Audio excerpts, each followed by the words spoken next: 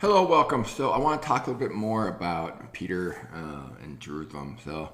Um, so this is more video, more from the timeline perspective. Um,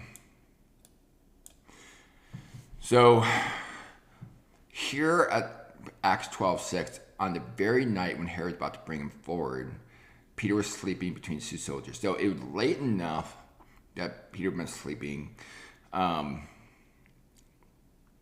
and instead of the light shone the south. So it had been dark out. This is obviously after sunset, after 6 p.m. He was sleeping.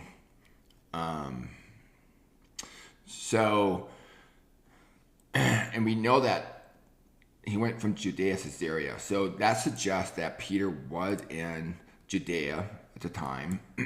That's where the prison was. Alrighty. Which is, again, about 9 miles away. And let's see here. Gird yourself, put on your sandals. In other words, you're going to have to get moving. And went out and continued to follow and not know what was done by the angel was real. Okay, thought he seen a vision. Okay. Then it came to an iron gate that leads into the city. So past the first and second guard, then they came to Iron Gate. So that Iron Gate suggests that it was the prison itself. And so it opened by itself, and along one street immediately the angel departed from it. So that gate leads into the city. So that suggests that the prison, the gate, there was a route that brought them to the city, okay, to Jerusalem. Alrighty. I don't think the prison's here, because again, it says right here that he went from Judea to Caesarea. So that suggests the prison was in Judea. So that is about a 9-mile path, roughly. And it would have taken Peter. Now, Peter would have been about, see, this is an 80-44. So he would have been in his 40s, okay? So he would have been, walking briskly at times, jogging at times, but it would have taken him a good few hours, okay, to make that trek all the way to that house. And I want you to notice that, and when he realized this, that this was not a vision, he went to the house of Mary. It doesn't say he went anywhere else. Okay, he went to the house of Mary. Okay, literally. We have to be careful not to take presupposition and try to ram into the text like many people do, try to fit your own narrative. So that suggests that is the first house he went to.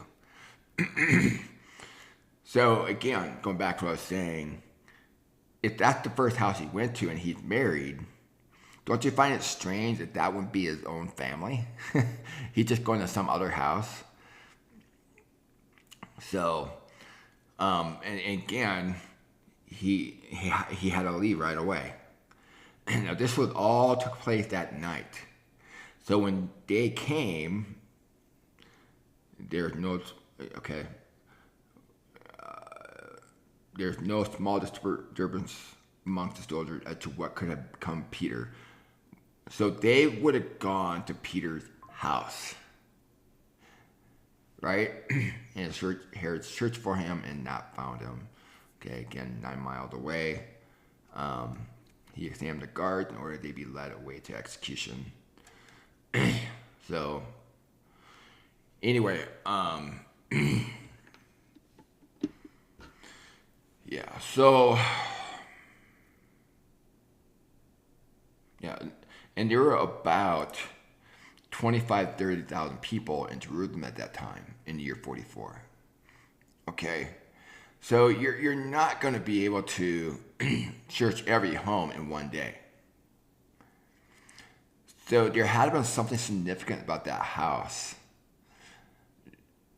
Again, what house would they go to? His home. Alrighty.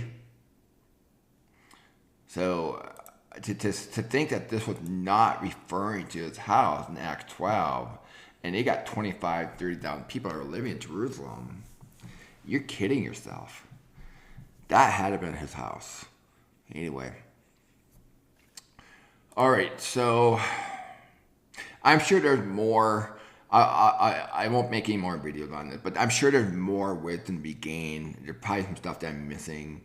Probably some wisdom right here. Motioning him with his hand to be silent. To his house. Not silent so that they're not wake up the neighbors out of respect, but probably for his own safety's sake.